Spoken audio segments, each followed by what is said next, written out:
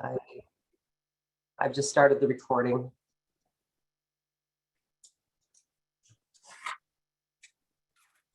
Okay, well, we'll get started then. Good afternoon. I'd like to call the meeting of the Iron Range Resources and Rehabilitation Board to order. Lorraine, would you please take the roll? Yes.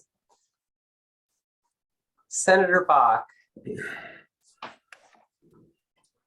Representative Eklund. Present. Senator Eichhorn. Representative Igo. Representative Lislagard. Present. Representative Lewick. Present. Senator Rude. Present. Representative Sandsted. Present. Senator Thomasoni. Present. Okay, you guys should have a good time. I'm just letting Senator Bach and Senator Eichhorn into the meeting. We're taking roll. Senator Bach. All the whole board's there. Senator Bach.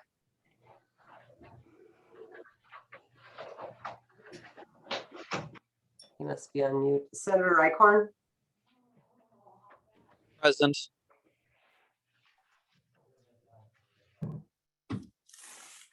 Lorene, are you live streaming? Yes. This is a project you're going to do after.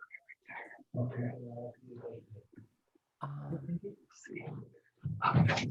Senator Bach.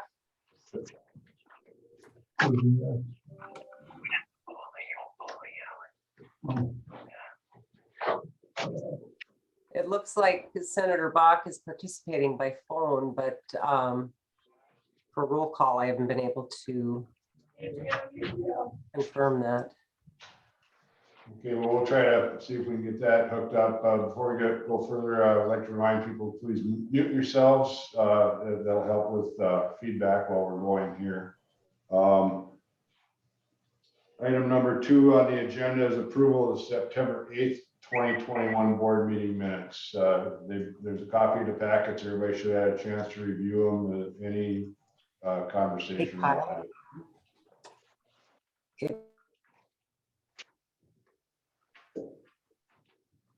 I see I have a motion to approve the minutes.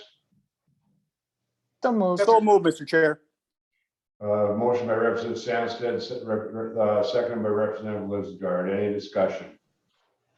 Being these are just minutes, we just don't need to do a roll call. All in favor, say aye. Please unmute yourself. Aye. Say aye. Aye. All the same sign. Motion carries. Representative Eklund, Yes, Lorraine. I think it doesn't appear that we're coming up on live stream, and Okay. I want to see if I can correct that. At least we just did the minutes and we haven't gone any further than. Right. Yeah. Is this muted? I guess it is. I think is it coming up now? Now it says on my screen it's being live streamed, so Okay. thanks, Lorraine. Okay. Do you want us to redo the motion on the minutes? Or are we okay? Maybe if you want. Well, It says on my screen it's being live streamed. Okay. Representative, the motion was made by Representative Sandsted, seconded by Representative Lislagard to approve the minutes. There is no conversation. All in Maybe favor, if please you want. unmute yourself and say aye. Aye. Opposed, same sign. Motion carries. Thank you. Item number 3 on the agenda is Commissioner's comments. Commissioner Phillips. Yeah, thank you, Mr. Chairman. So I don't have too many things, but I just want to update the board that Lorraine's turning on a PowerPoint. So we experimented a little bit this at the last meeting, but so we're going to try the whole meeting with following through with the PowerPoint to give the people watching it more information. And so we'll see how this works and seek to improve it as we go forward. The other thing I want to bring up is I think we told the board the last meeting that we were going to reopen our offices in January. And because of the high COVID levels, we're pushing that back. We're not going to have a firm date yet, but it won't, the building won't be reopened in January. We have some employees occupying the building at this time. And, but we're going to keep our telework policy in effect until further notice. And we've allowed some employees to work from the office, and they follow strict COVID protocols with masking and distancing and vaccination requirements and everything. And then so we're going to keep a flexible schedule until further notice. The other thing I wanted to bring up is that in between meetings, occasionally we have loan projects that for timing reasons need to be approved. And there is in statute a desk authority and a notification of the chair. And we made 2 loans in the interim, I believe in November. And one of them was to RSF Industries. And it was a participation loan with Security State Bank for $100,000, and it preserves about 24 or 25 jobs at the company, and primarily financing new equipment to expand their operations. And the second one is Virginia Plastics, who we did a participation with for $43,000, and I just want to tell the board about that. And they are increasing their capacity by really 100%, and becoming more energy efficient at the same time. So that's all good. And it was for a new production piece of equipment, bagging production equipment. The last thing, the final thing that I want to tell you about is our deputy commissioner, Jason Metza, is returning from, he's been on deployment to the Department of Health, where he's worked on a lot of different things, including setting up vaccination sites and things like that. And he's coming back on January 5th. But in the interim, and when he returns, he's going to be working on a project that we've been asked by the state's COVID response group to try to set up some community COVID-19 testing sites in the rural counties, and make sure that these sites also meet border requirements and would allow safe travel between Canada and the US. So we are doing that in we're going to pilot our first project in Cook County and with Grand Portage Band of Ojibwe. And so that border crossing at Grand Portage, there will be community testing near the border for people that want to travel both ways. Once we learn how this first pilot project goes, we are going to work in the other 7 border counties and with the other tribal nations that have that need rural community testing. And so Deputy Commissioner Metza will continue, even though he won't be working for the Department of Health anymore, will be continuing on working on this. And that completes my report to the board, and I'd be happy to answer any questions. Thank you, Commissioner. Any members have any questions of Commissioner Phillips?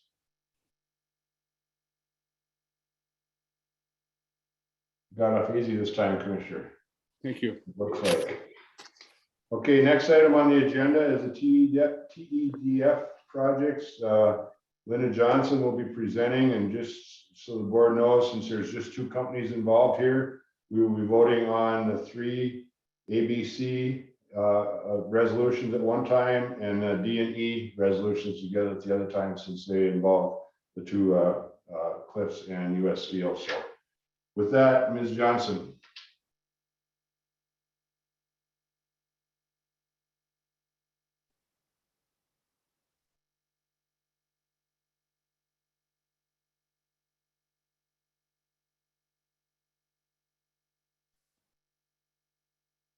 Is Linda Is muted? she on or muted?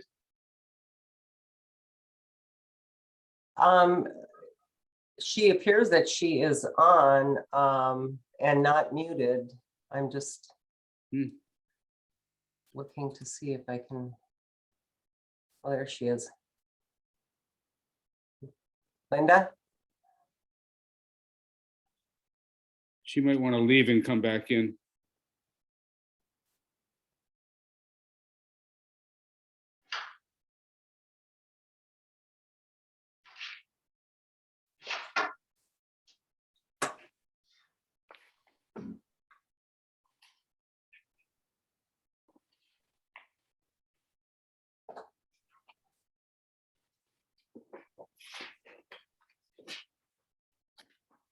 Should we go on to the next one and then try to come back to the TEDF?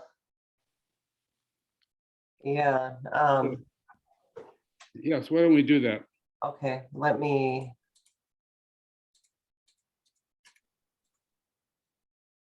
Okay, we can go to the business. Move to the business development.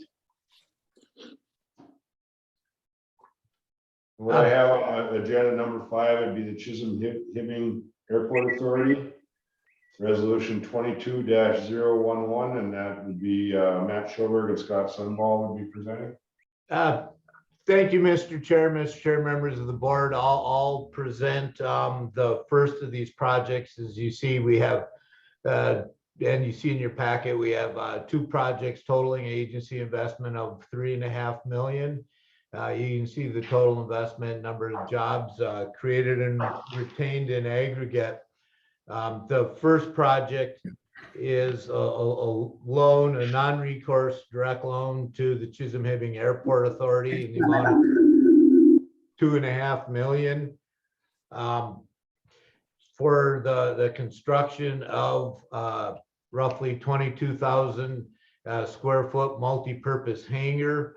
One of the hangar bays, each of them are about 8,000 feet roughly, will be retained by the Chisholm-Hibbing Airport Authority for their purposes, including short-term rentals for aircraft that are housed at the airport on a short-term basis that they, particularly in the winter, want to get out of the elements. The other hangar bay and approximately 5,000 square feet of office space will be leased to a local company, Premium Air LLC. Premium Air will operate a charter flight business out of the facility in the 8,000 feet. And then they will use the office space both as headquarters, if you will, for themselves and also for a sister company, Premium Plant Services, that's currently in Hibbing, and it has several regional locations throughout basically the upper Midwest. As you can see, the total project investment, Barrett Zemer from the Airport Authority is on the call. Mark Parento of Premium Air sends his regrets. However, I think it was a pretty good reason why he isn't here is Premium Air booked their first charter trip and he's currently traveling. So either Barrett or I would be happy to answer any questions that the board members might have. Any questions on resolution number 22-011? And I should say, I think Barrett is here, but I don't see him here. He tells me via text he is. I am here. Can everybody hear me? There's Barrett. Thank you, Mr. Zemer. Any questions from the board members? If not, Senator Thomasoni moves resolution 22-011. Is anybody, is there a second?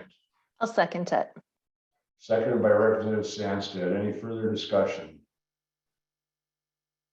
Seeing none, hearing none. Lorraine, will you please call the roll? Senator Bach, Yes. Representative Eklund, Yes. Senator Eichhorn, Yes. Representative Igo. Representative Lislegard, Yes. Representative Lewick, Yes. Senator Rude, Yes. Representative Sandsted, Yes. Senator Thomasoni. yes, We have 8 yes and 1 excused. Thank you, Lorraine. With 8 yes and 1 excuse, resolution 22-011 passes. Should we, I see Linda was maybe on, should we go back to the TEDF projects? Oh, I thought I saw Linda, but maybe not. I think Linda is on. Let me just look and see. Can you hear me, Lorraine? Oh, yeah. Okay, good. Okay, let me go back up here. Sorry about that. I had to switch back over to my laptop. Okay. All right. Ms. Johnson, please proceed on the resolutions 22-006, 007, 008.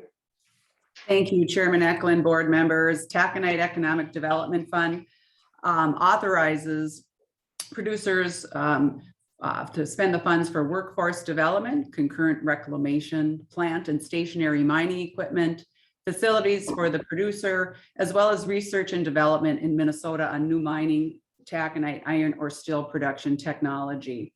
Today's rebate is $7,273,127.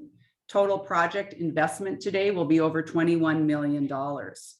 We have 4 representatives from our plants today. We've got Rob Peterson from Keytac, Rob Peterson from Minorca, Paul Carlson from North Shore, Nick Bakama from United Taconite, and Travis Kalari from Keytac and Keytac. And they will be available at the end of the project descriptions to answer any questions that anyone may have. So our first project today is for Minorca. Total TEDF amount, $650,958. Total project investment, $4,581,000. It is for a ball mill replacement. Minorca's line 1 ball mill is 36 feet long and 16.5 feet in diameter. This mill is used to upgrade crude taconite from 22% magnetic iron to approximately 68% total iron. The mill shell, along with the feed and discharge heads, will be replaced in the spring of 2022. Next project, North Shore. TEDF amount, $1,223,159. Total project investment, $4.7 million. Their project is the 167 pellet yard reclaim conveyor. The North Shore 167 conveyor pellet yard reclaim project consists of installing a 1,483 foot long and 48-inch wide belt conveyor, including support vents, head chute, skirting, and receiving hoppers. The conveyor will match the existing 67 reclaim conveyor. This project will allow North Shore to reclaim 2 separate products to their ship loading bins at the same time. Next project, United Taconite. United Taconite TEDF amount, $1,267,002. Total project investment, $2.6 million. Project number 1 is for mill lines 1, 2, and 3 finisher upgrades. The new magnetic separators are the latest technology and have twice the magnetic Gauss strength of the old magnetic separators. The higher Gauss strength results in improved efficiency in the milling and processing of taconite ore by recovering more iron units per ton of taconite ore. Beyond processing impacts, the new magnetic separators used fewer but larger drums, which means they take up less in the concentrator than the old magnetic separators.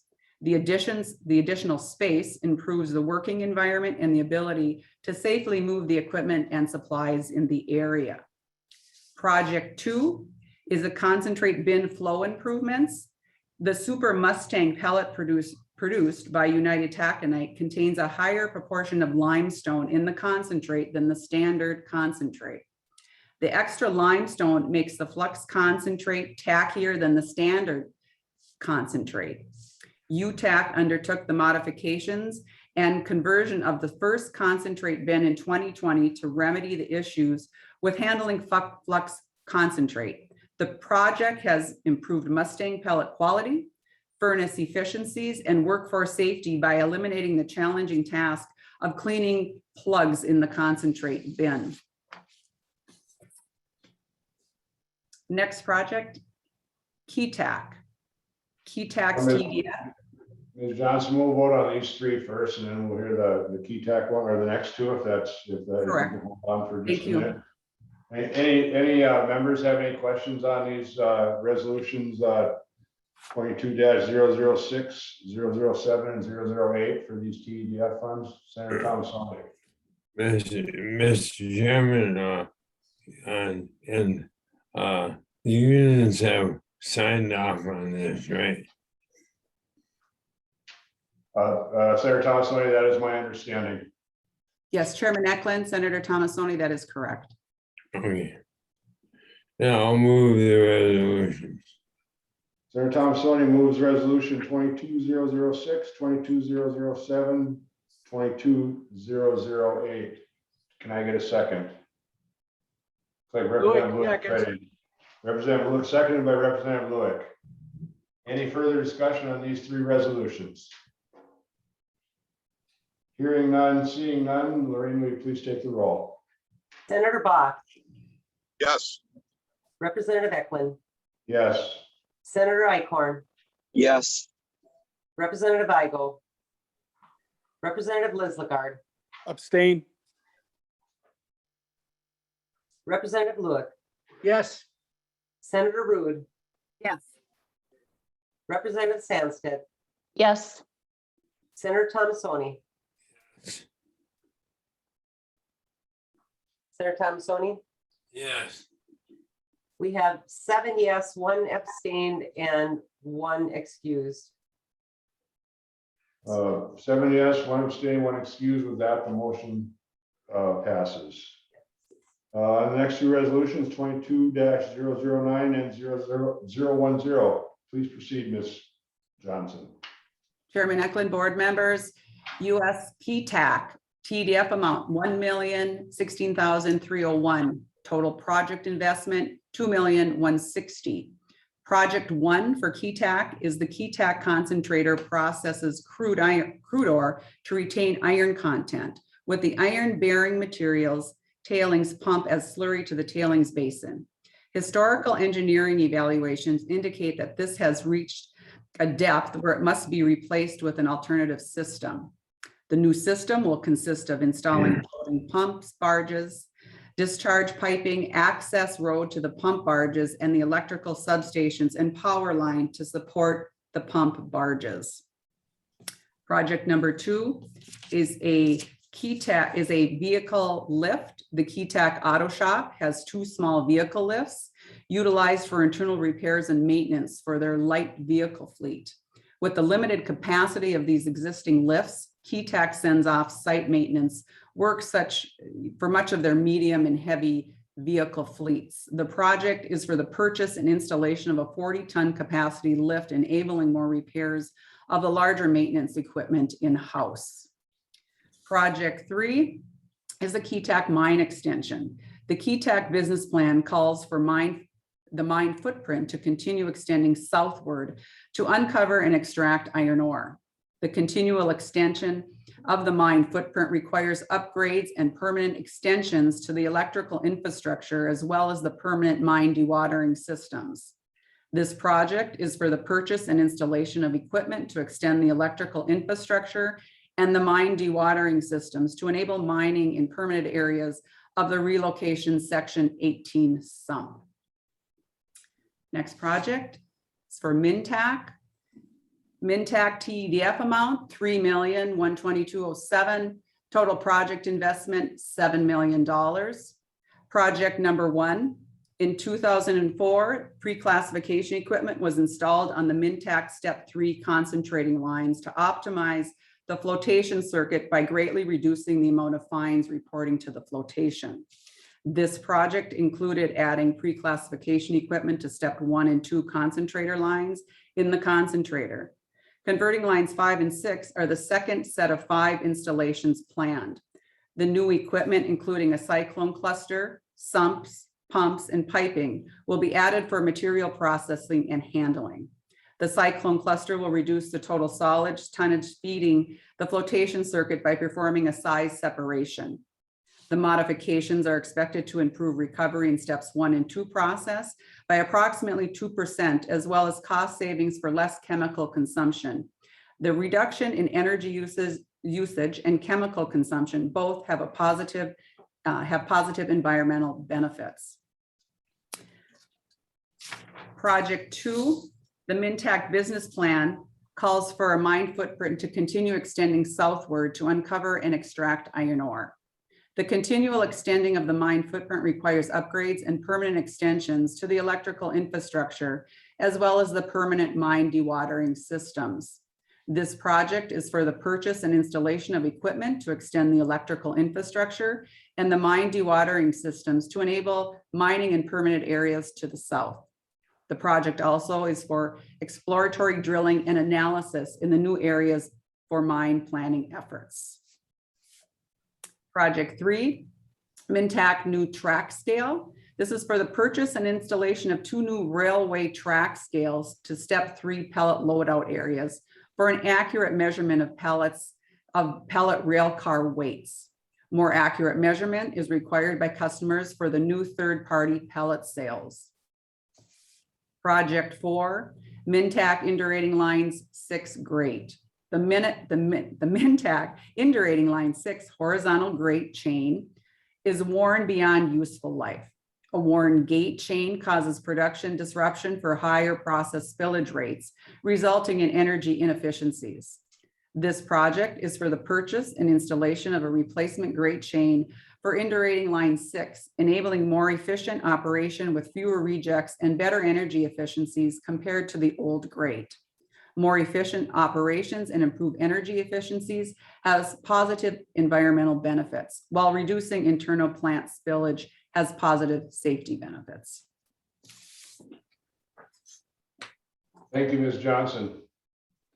Is there any questions on resolution 22-009 or 22-010 from the members?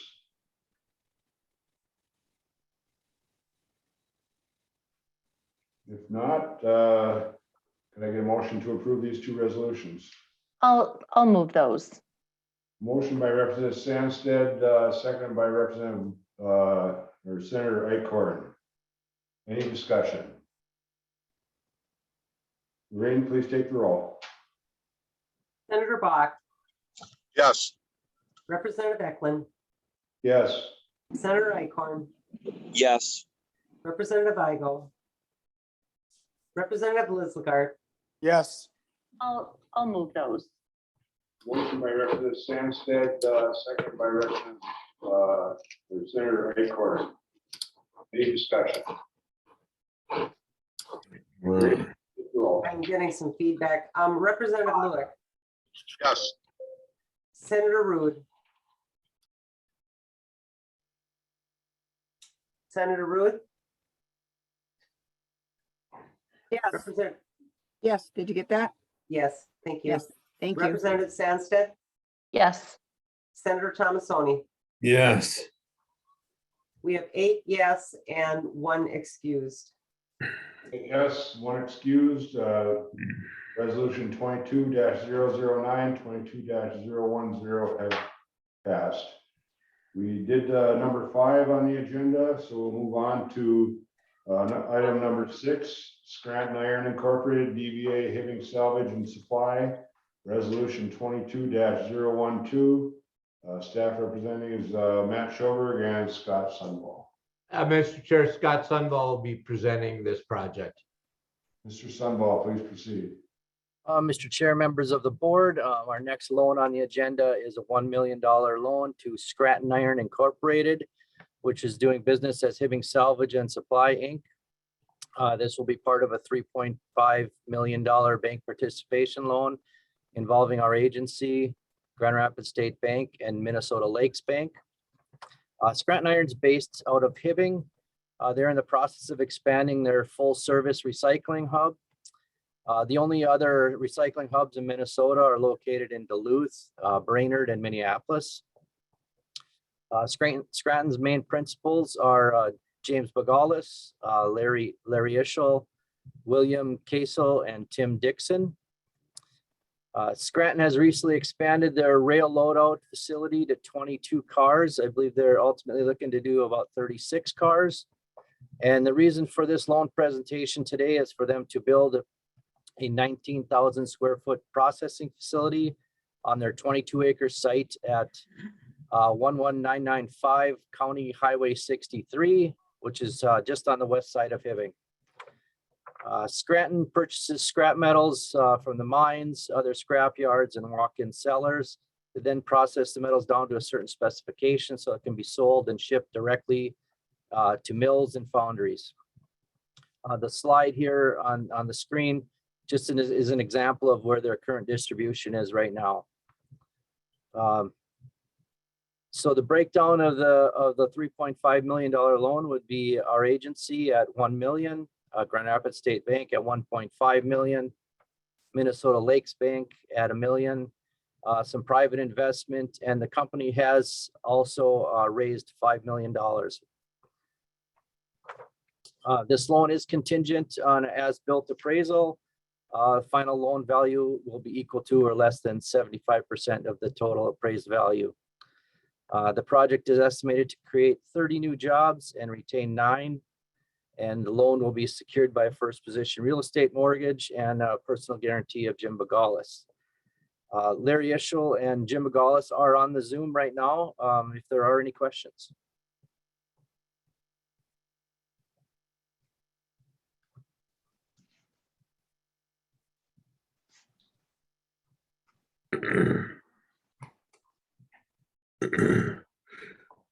Mr. Chairman.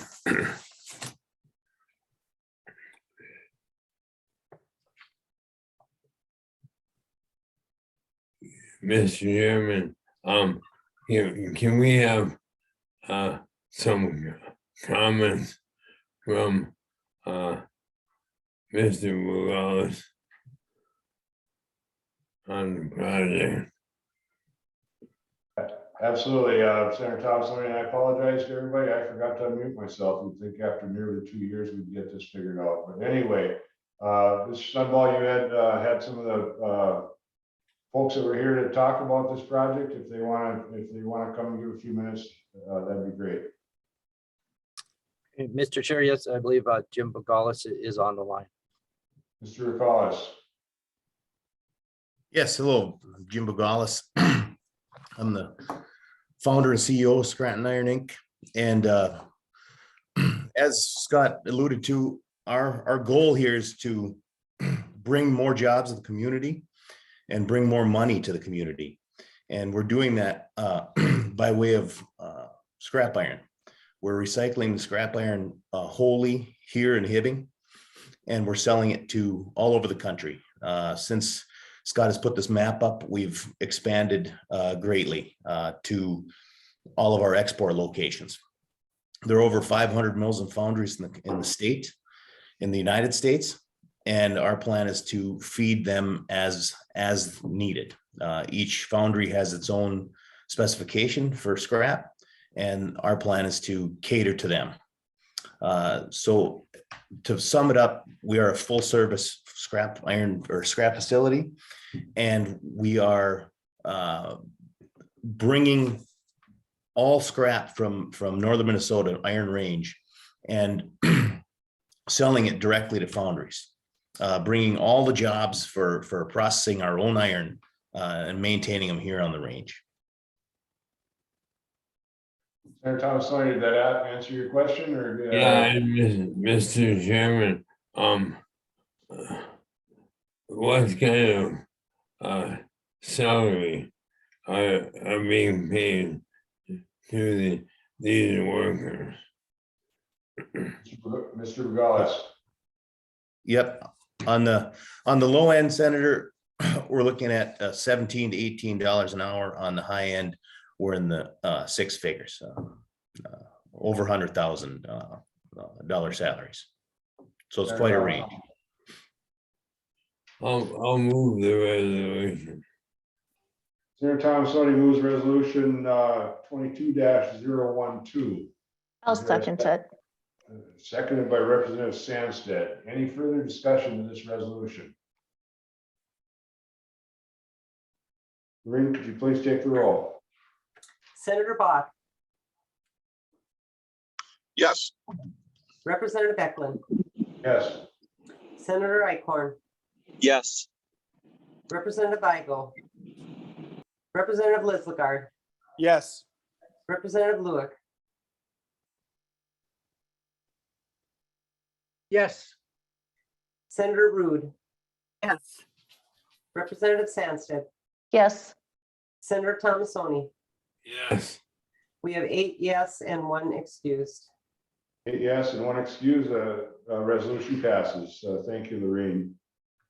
Resolution number 7, resolution 22-013, FY22 development, broadband and community infrastructure projects. I've got 3 staff presenting: Matt Schober, Chris Ismail, and Whitney Ridlon.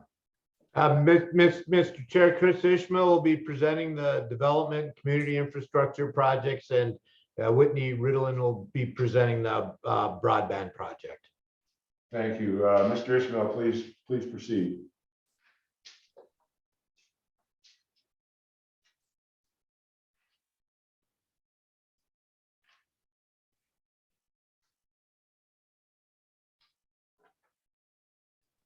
I almost presented all of them without hitting the unmute. I apologize. Mr. Vice Chair, members of the board, we have 15 fiscal year 22 infrastructure projects for your review and recommendation today. Total IRRR investment, $4,075,850. Total project investment, $50,304,832 with a leverage of 1:11. Our first project, development infrastructure project, will be City of Aiken, request for $323,000. The project consists of infrastructure and site work for the construction of a new 35-unit market rate apartment complex with underground parking. Currently, Aiken has a 0% vacancy rate for apartments, and workforce housing has become a critical need in the community. The location for the apartment development is near a hospital and other industrial employers, and the project will also help broaden the local tax base. The project's expected to create 2 permanent and 54 construction jobs. The next project is City of Cohasset. The request is $80,000. The project consists of water main extension to serve residential homes and business expansion in Cohasset. The project would allow for 2 businesses and 3 residences water main access.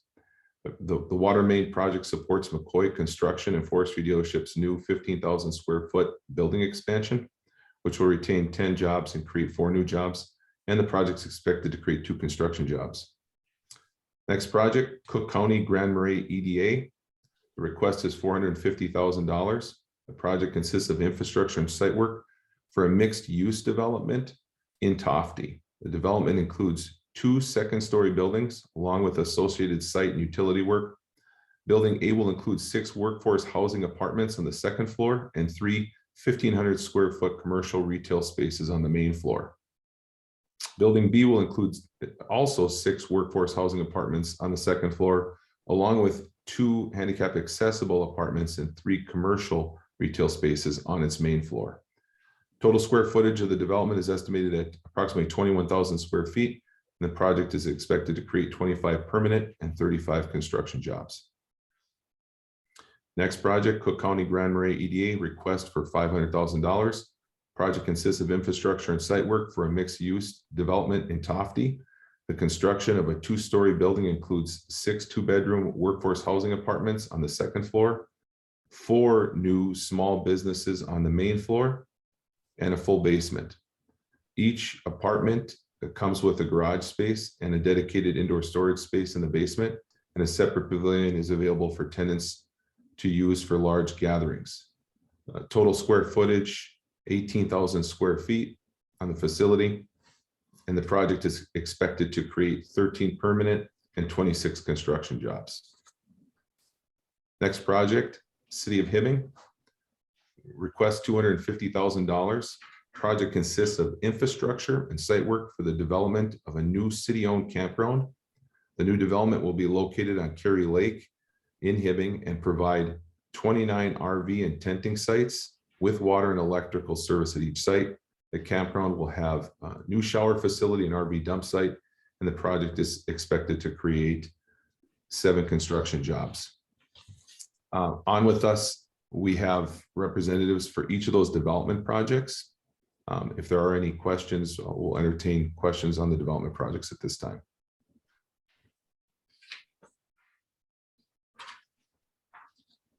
Any member questions?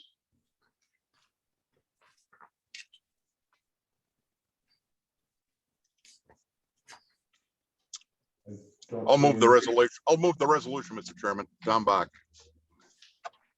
Representative Bach moves resolution 22-013. I'll second it. Representative Lewick. Representative Lewis seconds it.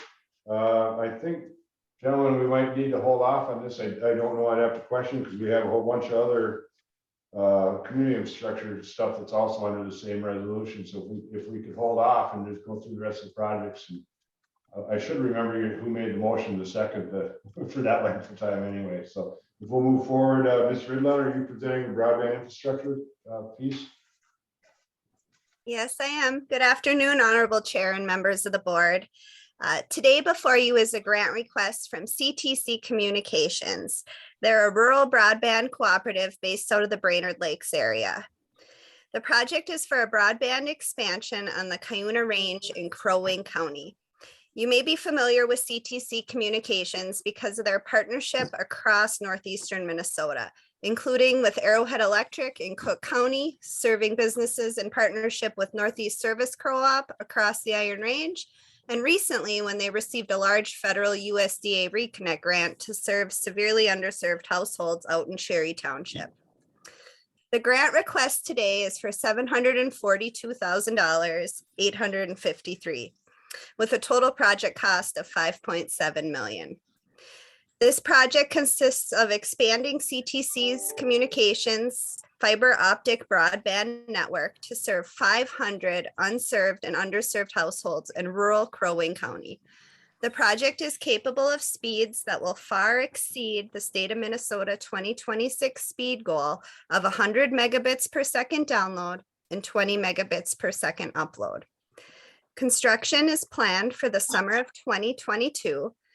This project secured a CDBG CV broadband grant in August of 2021 via the Minnesota Department of Employment and Economic Development. DEED had received a special allocation of CDBG funds from the Coronavirus Aid Relief and Economic Security Act, also referred to as the CARES Act. Joe Buttweiler, Director of Business Development from CTC, should be on the call and available to answer any questions. And if he's not on the call, Lorene, he's in the waiting room. So I'd stand for any questions. Any questions on the broadband infrastructure piece of this? I'll just comment, I think if you've noticed, especially around northern Minnesota this past summer, there was a lot of fiber going in the ground all over the place. It's good to see. So, Mr. Ismail, are you going to do the community infrastructure pieces then? Yes, Mr. Vice Chair. Next project. Sounds good. Next project under community infrastructure, Brighting Township. The request is for $40,000. The project consists of road reconstruction and storm sewer construction on North 2nd Street. The current section of the street to be reconstructed is gravel. It'll be finished with bituminous pavement. And this section provides direct access to a residential neighborhood. The project is expected to create 1 construction job. The next project is Chisholm-Hibbing Airport Authority. Request is $250,000. The project consists of primary runway safety area reconstruction. This, the safety area surrounds the runway and is 500 feet wide and extends 1,000 feet beyond each runway end. It provides a graded area in case an aircraft overruns or undershoots or veers off the side of the runway. The Range Regional Airport RSA does not meet current FAA grading standards and must be corrected prior to December 31st of 2022. The project is expected to create 39 construction jobs.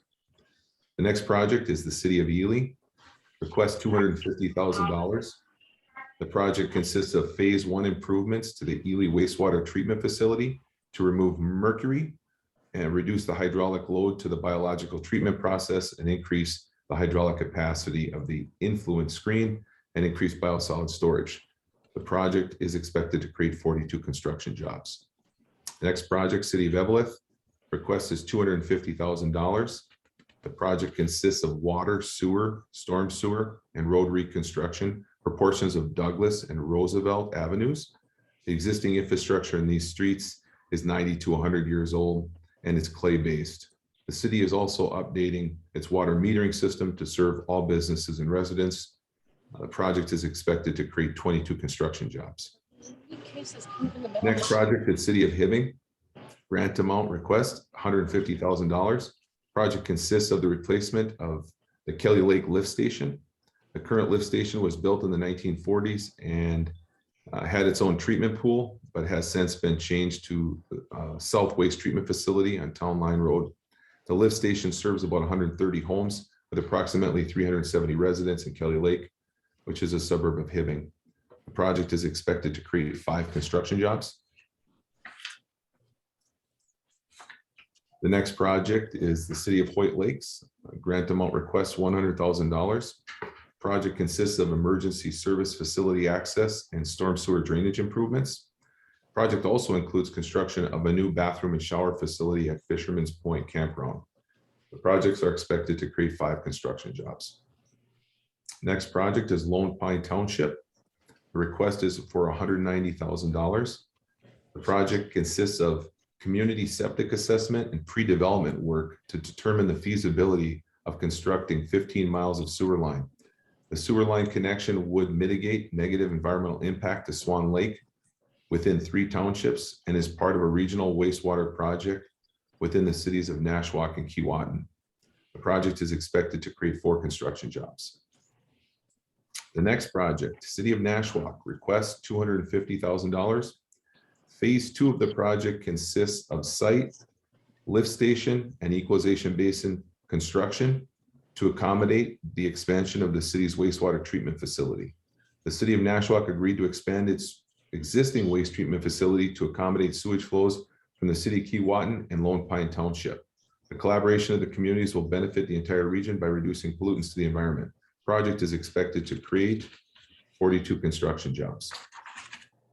The last project, Tower Brighting Wastewater Board. Grant amount request $250,000. Project consists of replacement of 22 force main manholes. The project will help reduce excessive I&I of stormwater. Corrosive taconite gravel soil conditions in the Tower region have caused the ductile iron pipes in the sanitary system, seweratory system to fail. The project includes Mesabi Trail and McKinley Park Trail upgrades, and the project is expected to create 22 construction jobs.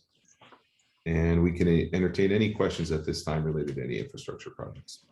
Thank you, Mr. Ismail, and Senator Bach and Representative Lewick both made a motion on this. If they're okay with that, I'll see if there's any other questions. I see Representative Lewick nodding, and I'm sure Senator Bach's okay unless he says otherwise. So, any other discussion with the motion and second? Did somebody? I didn't know if somebody commented. If not, Lorraine, would you please take the roll on Resolution 22-013? Senator Bach, Yes. Representative Eklund, Yes. Senator Icorn, Yes. Representative Igo, Representative Lislegard, Yes. Representative Lewick, yes, Senator Rude, Senator Rude, Representative Sandsted, Yes. Senator Thomasoni. yes, I didn't get Senator Rude, so that leaves us 7 yes and 2 excused. Vote of 7 yes and 2 excused. Resolution 22-013 passes. Excuse me, this is Senator Rude. I couldn't get off on mute. I'm sorry. Senator Rude votes yes. Okay, thank you. So we have 8 yes. Eight And one yes and 1 excuse. Thank you, Senator Rude. And motion passes.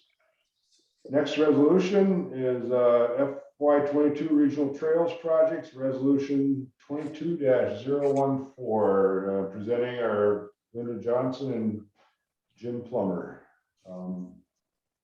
Looks like, Jim, are you up or is it Linda? Yes, Mr. Chair. Good afternoon, Mr. Chair, members of the board. There is one regional trails project for your review today. The Iron Range Resources and Rehabilitation investment is $29,000. The total investment is $58,185, and the leverage is 1-to-1. The applicant is Crow Wing County, and the grant request is for $29,000. This grant is for a safety enhancement project to provide emergency vehicle access roads and detailed mapping for emergency responders to the new Cruisers Kettle and Cuyuna Connection mountain bike trails located within the Cuyuna State Recreation Area. There are now over 60 miles of mountain bike trails at Cuyuna, which had 160,000 riders in 2020 and an economic impact to the area of $16 million solely from mountain bike rider spending. Thank you, Mr. Plummer. Any discussion to resolution 22-014? Mr. Chair, this is Representative Lewick. Just a comment on that. We have, knock on wood, not had a fatality in our area yet to do with the bike trails. This was really a close call, and it drove home the point that all of us with these type of facilities in the area should take another hard look at just how quickly and unencumbered our emergency people can get into these areas. Was simply by almost luck, because another passerby was able to do some emergency field procedures that had that not happened, and we would have probably lost this gentleman. And as the picture shows, you can really get yourself into trouble here if you don't think much bigger picture, because yeah, this was a close call, and the last thing we need in our entire region is to have a fatality chalked up because potential issues on getting emergency services in there. I would move the resolution also, Mr. Chair. Thank you, Representative Lewick. Representative Lewick moves resolution 22-014. Rude second. Seconded by Senator Rude. Any further discussion? Seeing none, hearing none. Lorraine, will you please take the roll on resolution 22-014? Senator Bach.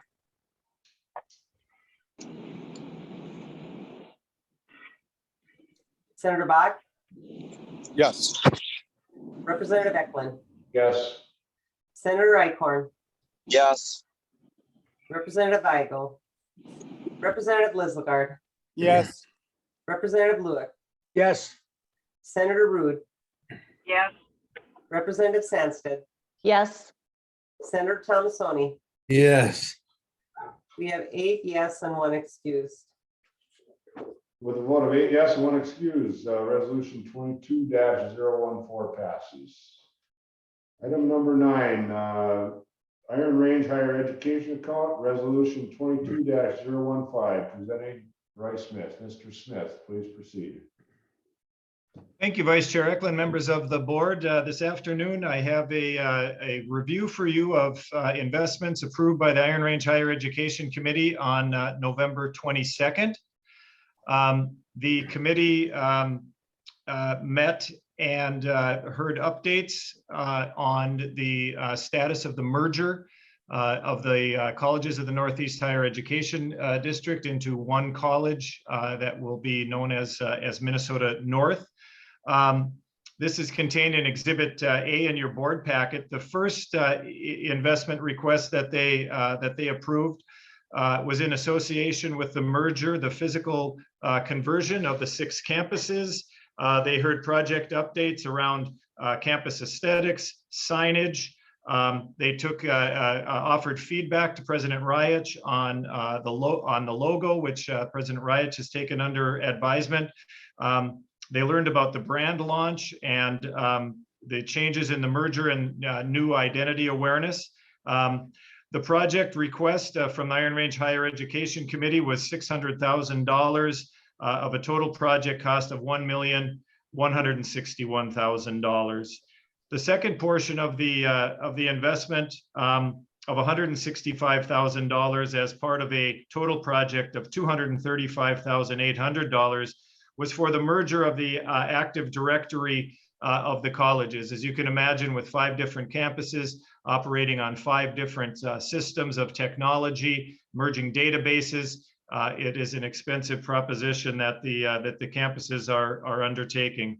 And so the total amount approved on this particular request from the Iron Range Higher Education account was for $765,000. I'll proceed to the second part of it, Chair Eklund, which is a request that the Higher Education Committee approved to address the housing needs of the Bell Engineering program. Many of you know that the Bell Engineering program is the next generation iteration of the Iron Range Engineering program. I think this program in particular is doing exactly what we thought it would do. It is growing. It is attracting students from outside the region, outside of our state, from several different states across the country, who are coming here, paying tuition here, and have housing needs. Previously, we have housed these students at Giants Ridge, but because of the growing number of students coming and the rotation in which they're coming to northeastern Minnesota, it has become problematic to continue to house them at Giants Ridge. There's an investment opportunity with a building that you can see on the screen in the city of Chisholm. And so this really hits on 2 cylinders that we would hope that the Bell program did, and that was increase economic development in the region and in our communities. And secondly, continue to help buy down the cost of the amount that the agency invests in the Iron Range Engineering program on an annual basis. This particular ask is highlighted by the purchase of the building for $175,000 by the Chisholm EDA by means of a grant from the Iron Range Higher Education Committee. And then there are $900,000 in costs to upgrade. Those will come from a grant from the Iron Range Higher Education Committee in the amount of $500,000 and $400,000 that's repurposed from another grant source that the Bell program has available to them. So the total investment that was approved by the Iron Range Higher Education Committee was $1,440,000. Vice Chair Eklund, I'd stand for any questions. I also have President Mike Ryach on with us today, as well as the director of the Bell program, Dr. Ron Olseth. Thank you, Mr. Smith. Any member questions from the higher resolution 22-015, the Iron Range Higher Education account and the various things that they're working on here? What an agreeable bunch today, huh? All right, with no questions, Senator Thomasoni moves resolution 22-015. Is there a second? I'll second it. Second by Representative Sandsted. Any further discussion? Rain, will you please take the roll? Senator Bach, Yes. Representative Eklund, Yes. Senator Eichhorn, Yes. Representative Igo. Representative Lislegard. Yes. Representative Lewick. Yes. Senator Rude. Yes. Representative Sandsted. Yes. Senator Thomasoni. yes, We have 8 yes and 1 excused. 8 yes and 1 excuse. Resolution 22-015 passes. Item number 10 on the agenda is Iron Range School Consolidation and Cooperatively Operated School Account. Resolution 22-016. Presenting is Ray Smith. Mr. Smith, please proceed. Thank you, Vice Chair Eklund. I also be presenting with Whitney Ridland, who has been a tremendous partner for me, along with Chris Ismail on this particular project. This request, members of the board, will come from the Iron Range School Consolidation and Cooperatively Operated School account from the School District of Nashwauk-Keewatin. As many of you know, that discussions pertaining to a new school in Nashwauk-Keewatin School District have been going on for a number of years now. The district has some of the oldest facilities in the state and are in need of upgrades or repairs, or the other option, which is being presented today, would be the construction of a brand new school. So the district would leave the facilities in Keewatin and the current one in Nashwauk and move to a new site out on Highway 69 near the shores of the O'Brien Reservoir on land that has been donated to them by U.S. Steel. The project is requesting an agency investment of $18 million as part of a total project investment of over $65 million. The district has entered into joint conversations with the Grand Rapids School Board. Whitney Ridland and I have attended a number of those joint meetings with school district teachers, faculty, staff, as well as school board members. The project that you can see in your packet has a number of sources and uses. Again, the agency is would be in for $18 million. Of that, a little more than $18 million would come from the state debt service equalization and the local taxpayers contributing over $28 million to the entire project as well. This is a work in progress. It is certainly not a finished product. If approved today, there are a number of conditions that the district will have to meet as they move forward. The first of which is a completion of a grant application. They have completed that. The second would be today, the approval from the commissioner based on input from you as board members. They are scheduled for a February 8th referendum, and they need to successfully pass that. And then finally, evidence of consolidation or a cooperatively operated school, including a joint powers agreement consistent with Minnesota statutes and amenable to the commissioner that formally identifies a collaborative project programming and offerings between the two school districts, that identifies enhanced learning opportunities, broader curriculum offerings, shared services, and other cost savings that could lead to future consolidation between the two districts. Vice Chair Eklund, I have on the Zoom with us today Craig Manazzi, representing the School District of Nashwauk-Keewatin, as well as Grand Rapids Superintendent Matt Gross. Myself and Whitney Ridland would stand for any questions. Thank you, Mr. Smith. Any member questions or comments? Mr. Chairman, Senator Thomasoni. I really like this project. I'd like to hear from both superintendents for their comments. Well, we have both on, Senator Thomasoni, so we'll take the superintendent from Nashwauk-Keewatin first. Please identify yourself for the record and proceed. Mr. Eklund, Mr. Thomasoni, members of the board, Commissioner Phillips. Mr. Eklund, was there a direct question you wanted me to respond to? I think Senator Thomasoni wants you to talk about the need for this project and plans going forward, I believe is what he's looking for. Is that correct, Senator Thomasoni? Yeah, yeah. Absolutely. Thank you for your time this afternoon. Certainly, it's an exciting time, for the Nashwauk-Keewatin Public Schools. The benefits of a new school for student learning are just tremendous. We have outlined those in your packet, which is at your place today as board members on pages 9 through 12. There's also, we've outlined a history of collaborative efforts that have taken place through the years by the Nashwauk-Keewatin schools, as outlined on pages 15 through 19.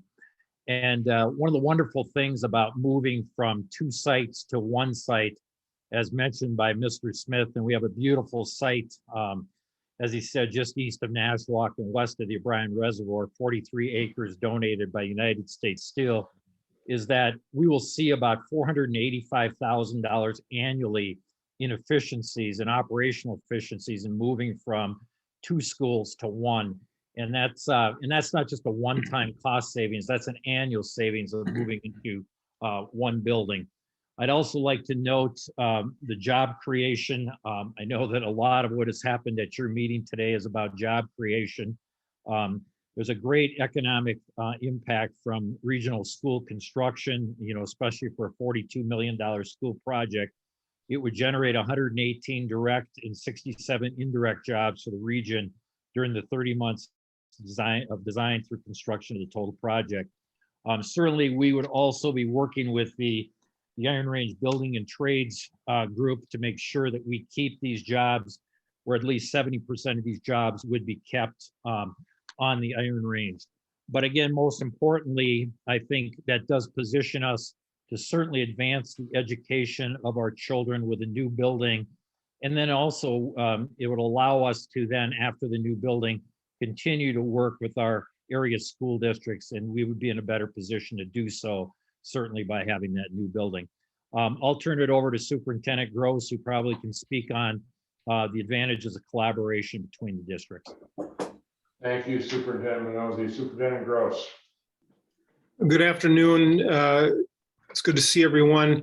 I have the unique, I've had the unique opportunity to work in both of these school districts. I was the superintendent, shared superintendent with Nashwauk-Keewatin for almost 4 years, and so got to see firsthand those buildings. I saw firsthand the problems in those buildings, responded to leaks, responded to inefficient and effective educational environments. So I can speak to that real specifically. But more than that, when I was there, it became evident that the students in our smaller schools often struggle with opportunities. And this is a unique situation. One of the things that I think can happen is that school collaboration or consolidation or working together like this can be lumped together like there's one recipe. This is unique. We have the 3rd largest geographical school district in the state of Minnesota, working with one of its neighbors here. We have a district with 4,000 students and a district of 600. The Grand Rapids School District is used to having a remote school. We have a K-12 building like the one that would be built in the Nashwauk-Keewatin district. We have a remote building like that 40 miles north of where I'm sitting right now. We're used to operating with remote sites. But one thing is common is that the opportunities for our students could grow. They could grow in the high school that I have here, especially. They could grow in the high school that we have in Big Fork, and they could certainly grow in the high school and especially in NK. And so I think that's it's a unique opportunity. We have a history of working together. Our districts have been working together since 1987. And I think this is it's a natural next step for us to keep talking and working towards further improving education for kids. Thank you, Superintendent Gross. I see Representative Sandsted has her hand up. Representative Sandsted. Thank you. I just want to make a comment. This is a lot of money on the table. I think it's extremely exciting, and I certainly understand the conditions of the current facilities. An upgrade would be well overdue, and I'm excited to be able to move in that direction with you. However, I just want to caution and encourage you as you continue to move forward, as you are looking at your budgets and dollars to either consolidate or collaborate, please keep in mind or take into account what it would cost to consolidate a district and consolidate contracts. I think an unintended consequence of what we saw in the Rockridge district is that was not taken into account. And there's unsettled contracts right now and morale is low. And that has an impact on the staff. Right now, the state of Minnesota is facing an extreme shortage in the teaching profession and support staff. And it would be really a tragedy if we have a beautiful new facility and we don't have the staff to deliver the education that our students really deserve up here. So again, as you're moving forward, only encouraging you, please keep those things in mind as you are budgeting for those changes. Thanks. Thank you, Representative Sandsted. Senator Thomasoni, is that what you were looking for? Yes, thank you. Any other questions or comments on resolution 22-016? Chairman, if I can just interject one thing, Representative Sansy, thank you. I have been in conversations with Education Minnesota field rep about the importance of having our teachers and other staff involved early. And so we're working on setting those meetings up now at the very, very front end of this so that we're not on the back end trying to resolve things. Teachers are very smart. They're very good problem solvers. And that Mr. Serrar and I know share feelings that having those discussions on the front end, regardless of that organizational component, is better when we approach that proactively. Thank you, Mr. Gross.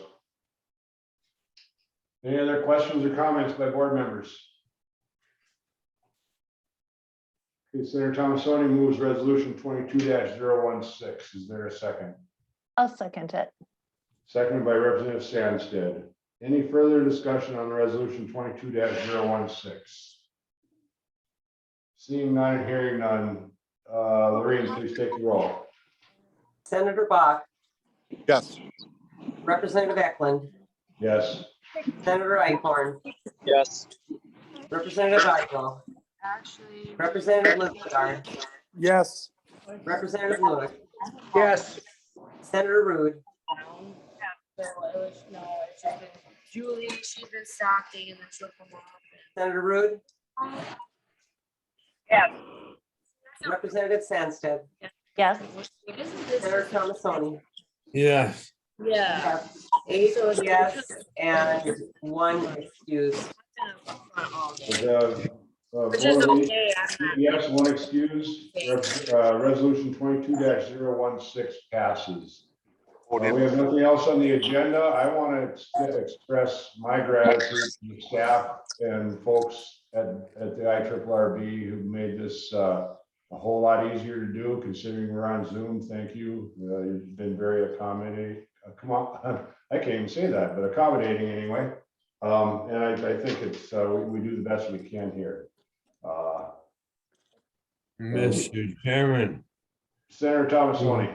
we should wish everybody a Merry Christmas. I was getting to that. That was my next thing. I'm glad you reminded me, Senator Thomasoni. On behalf of myself, Senator Thomasoni, and the rest of the board, I want to wish everybody a Merry Christmas and happy holidays and Happy New Year as well. So, Mr. Chairman, can I just make a quick comment? Commissioner. Thank you, and I'll be brief. Thank you all. This was a lot to digest in one meeting. And I know, it's some of the information gets to you last minute. So we try to do our very best to get you briefed before the meeting so that we can have efficient meetings. And I really appreciate how this went today. Any feedback you can give us on the PowerPoint concept in the future, let us know how you feel about that. And then I just want to let you know what the intention is now.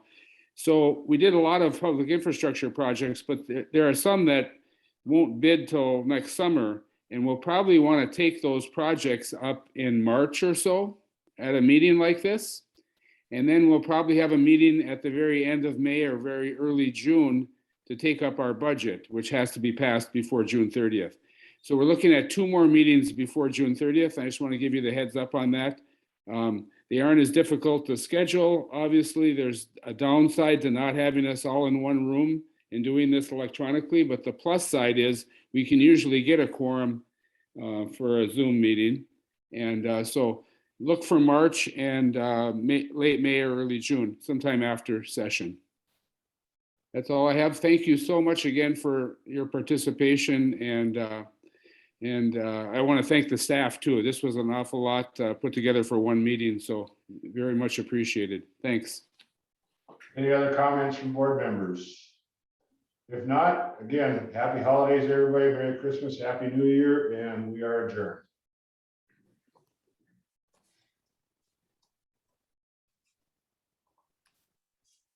Lorraine, you can probably stop recording and